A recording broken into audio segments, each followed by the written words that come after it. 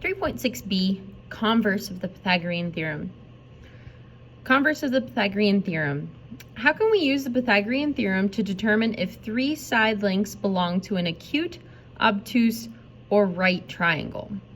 The one that we know for sure right off the bat is how can you determine if something is a right triangle? If the Pythagorean theorem, a squared plus b squared equals c squared, if that is true, if these are equal on both sides, then it's a right triangle. Now, this statement also helps us get acute and obtuse triangles, but it's going to be not equal anymore, but it's going to be that one of these sides is greater than or less than the other side lengths. So if you have a squared plus b squared is less than c squared, so that means that the square of the two legs is smaller than the square of the third leg, then this is going to get you an obtuse triangle. So that means that the longest leg is quite long, and it's making an obtuse angle between the two shorter legs. Then if you have a squared plus b squared is greater than c squared, so if these two legs together are longer than the short leg, then you're looking at an acute triangle. So the Pythagorean theorem can help us determine what kind of triangle we're working with. The converse of the Pythagorean theorem is this idea where you're working from legs and determining what kind of triangle it results in. If you're doing specifically for a Pythagorean theorem, not these two cases for obtuse and acute, you're talking about a right triangle specifically. So if the sum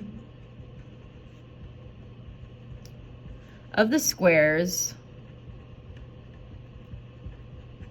of the two shorter sides, I don't need a comma there, of a triangle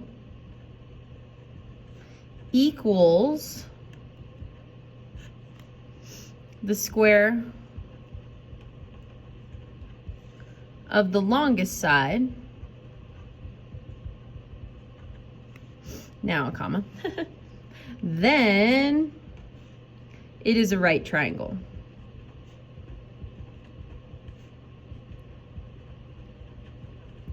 So this conditional statement, if the legs equal the long side, then it's a right triangle. So your conclusion to these problems is what kind of triangle is it?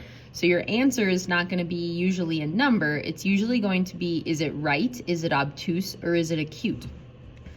So here is two examples. Determine if the following are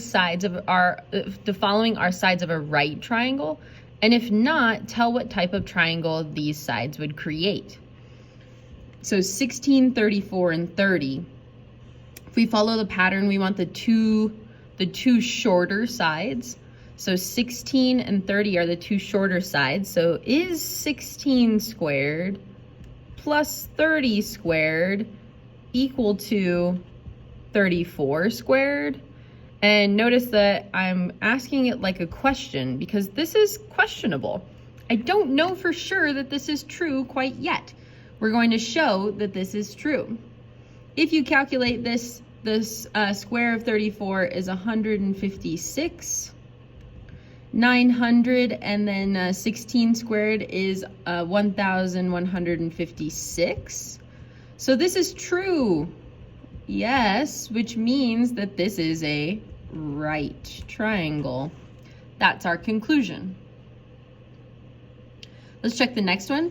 8x, 13x, and 12x. You're really just working with the coefficients. You really could just check 8, 13, and 12, but just to make it more interesting, there's a variable on it.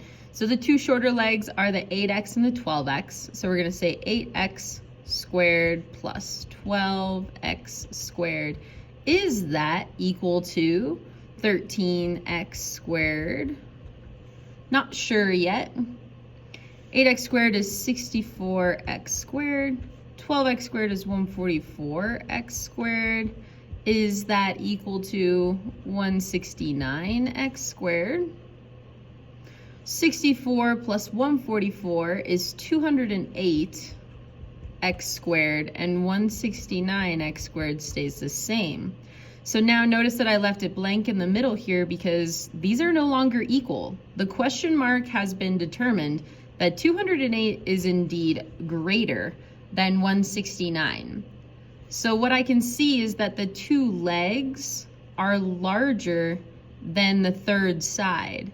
So if that's the case, if the two legs are larger than the third side, it means that that third side's quite small, and this is an acute triangle. All right, now let's do some review from this chapter just to keep your skills sharp. Pause this video and solve this equation using any method you choose. I'm going to solve it using factoring. X squared minus 7x plus 12 equals 0. I subtracted 2x from both sides. 12, the factors that I want need to add to -7, so that's a -3 and a -4.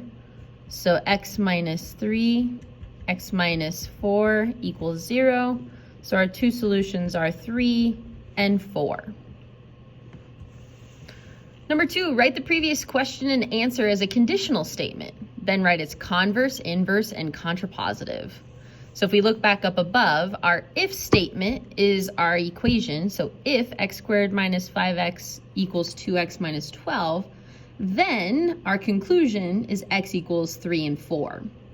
So let's write our conditional statement. I'm going to write it up here, so I'm going to do a CS for conditional statement.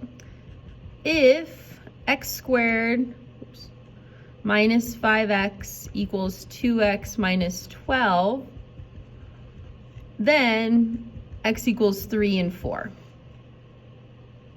Now we want our converse. So remember, the converse switches your conclusion and your hypothesis. So if x equals 3 and 4, then x squared minus 5x equals 2x minus 12. All right, inverse. Inverse is where you go the same direction as your conditional statement, but you negate each of the hypothesis and conclusions. So if x squared minus 5x does not equal 2x minus 12, then x does not equal 3 and 4. All right, and then we want the contrapositive. Contrapositive is when you switch them and negate. So if x does not equal 3 and 4, then x squared minus 5x does not equal 2x minus 12. All right, simplify the following. The square root of 12. What is the largest perfect square that lives inside of 12? Well, it's a 4 and a 3. Square root of 4 is 2 square root 3. 5 root 7 minus the square root of 63. These don't match right now. We want them both to have, hopefully, to have a square root of 7 so that it's like a like term. So then we need to simplify the square root of 63. The largest perfect square that divides 63 is 9. 9 times 7. So this is the square root of 9, which is 3 root 7. So now we've got 5 root 7 minus 3 root 7, and you just combine their coefficients. 5 minus 3 is 2 root 7. 2 root 27 plus 7 root 3. Right now these don't match, but I do know that 3 is a factor of 27. So I need to check and see if the square root of 27 can be simplified. It can. The largest perfect square that lives in 27 is a 9 and a 3. So then this is going to turn into the square root of 9, which is 3 root 3. But then this 2 comes along for the ride. So 2 times 3, which turns this overall into 6 root 3 plus 7 root 3, which is finally 13 root 3, because 6 plus 7. All right. 5 square roots of 3 squared. So remember, squared means there's 2 of them. So 5 square root 3 times 5 square root 3. 5 times 5 is 25. Square root of 3 times the square root of 3 is just a 3. So 25 times 3 is 75. All right, and then we can solve this equation. 5 square root 4 squared. So really what's happening is that this square is applying to both pieces. So 5 squared is 25. Square root of 4 squared is 4. So 5 times 4 is 100 plus x squared.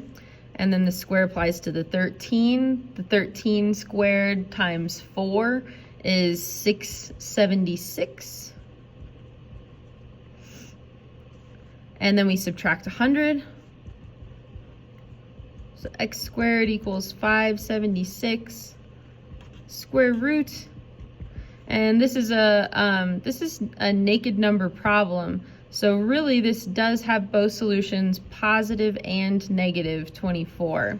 I don't know for sure that this is talking about a length because I don't know for sure that this is from a triangle. So I do need the plus and the minus. Thank you.